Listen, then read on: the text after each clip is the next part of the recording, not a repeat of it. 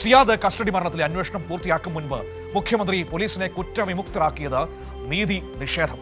സർക്കാർ ക്രൈംബ്രാഞ്ച് അന്വേഷണം പ്രഖ്യാപിച്ചപ്പോൾ ഉണ്ടായിരുന്ന പ്രതീക്ഷയും വിശ്വാസവും മുഖ്യമന്ത്രി തന്നെ ഇല്ലാതാക്കരുതെന്ന് സിയാദിന്റെ പിതാവ് ബദറുദ്ദീനും ഭാര്യ സാലിയും പറഞ്ഞു.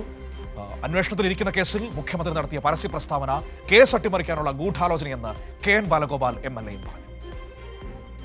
ഒരു അന്വേഷണം നടക്കുകയാണ്. അതിനു മുന്നേ മുഖ്യമന്ത്രി കയറി പിന്നെ ഇങ്ങനെ മഞ്ഞപ്പിത്തം വന്ന് മരിച്ചെന്ന് പറഞ്ഞു കഴിഞ്ഞാൽ അത് ഞങ്ങൾക്ക് ഉൾക്കൊള്ളാൻ കഴിയത്തില്ല.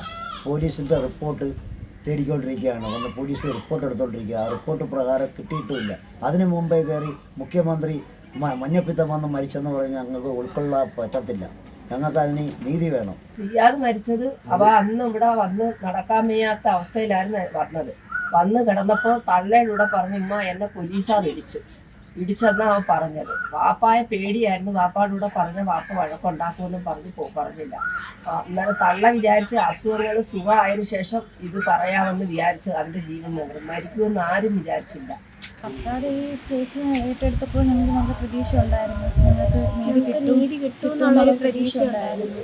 പക്ഷേ അന്വേഷണം തുടങ്ങിയതുള്ള തെളിവെടുപ്പും കാര്യങ്ങളും എല്ലാം തുടങ്ങിയപ്പോൾ തന്നെ മുൻവിധിയായിട്ട് സർക്കാർ ഇങ്ങനെ പറയുന്ന കേൾക്കുമ്പോൾ ഞങ്ങൾക്ക് ആശങ്കയുണ്ടെങ്കിലും ഞങ്ങൾക്കൊരു പ്രതീക്ഷ സർക്കാർ പാവപ്പെട്ടവരുടെ കൂടെ നിൽക്കുമെന്നാണ് ഞങ്ങളൊരു പ്രതീക്ഷ. ഇപ്പോഴും ഞങ്ങൾ പ്രതീക്ഷ നിൽക്കുക. മൊഴിയെടുപ്പ് തീർന്നത് പോലും ഇല്ല. എന്നിട്ടും ഇപ്പം തന്നെ മന്ത്രിയും എല്ലാവരും പ്രഖ്യാപിക്കുകയാണ് മഞ്ഞപ്പിത്തം മൂലമാണ് ഇങ്ങനെ സംഭവിച്ചതെന്ന്. സിയാദിന്റെ കുടുംബത്തിന്റെ പരാതി മുഖ്യമന്ത്രിക്കും സർക്കാരിനുമെതിരെ ഉയർന്ന ജനരോഷം കൂടിയാണ്. മുഖ്യമന്ത്രിയും ആഭ്യന്തരമന്ത്രിയും നടത്തിയത് സത്യപ്രതിജ്ഞാ ലംഘനം എന്നും വിശേഷിപ്പിക്കാം.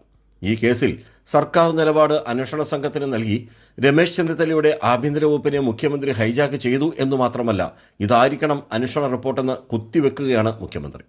അതേസമയം അന്വേഷണത്തിലിരിക്കുന്ന കേസിൽ മുഖ്യമന്ത്രി നടത്തിയ പരസ്യ പ്രസ്താവന കേസ് അട്ടിമറിക്കാനുള്ള ഗൂഢാലോചനയെന്ന് മുൻ ധനമന്ത്രി KN ബാലഗോപാൽ MLA ആരോപിച്ചു. രാജ്കുമാർ, കൈരളി ന്യൂസ്, കൊല്ലം.